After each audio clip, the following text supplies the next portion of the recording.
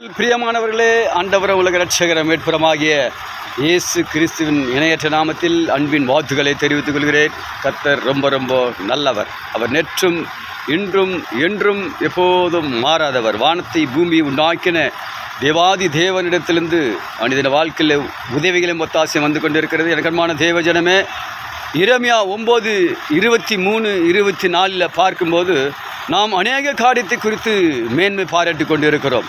ஞானத்தை குறித்து மேன்மை பாராட்டி கொண்டிருக்கிறோம், பலனை குறித்து மேன்மை பாராட்டி கொண்டிருக்கிறோம், ஐஸ்வர்யத்தை குறித்து மேன்மை பாராட்டி கொண்டிருக்கிறோம். நம்முடைய மேன்மை, பூமியிலே மேன்மை பாராட்டுகிறவன் கர்த்தரை குறித்தே மேன்மை பாராட்ட வேண்டும். அவருடைய கிருபையை குறித்தே மேன்மை பாராட்ட வேண்டும். அவருடைய நியாயத்தை குறித்தே மேன்மை பாராட்ட வேண்டும். அநேக வித காரியத்தில் நாம் மிகவும் ஞானமாக இருக்கிறோம் என்று மேன்மை பாராட்டுகிறோம், நாம் பலனாக இருக்கிறோம் என்று மேன்மை பாராட்டுகிறோம், நாம் ஐஸ்வர்யத்தை வைத்திருக்கிறோம் என்று மேன்மை பாராட்டுகிறோம்.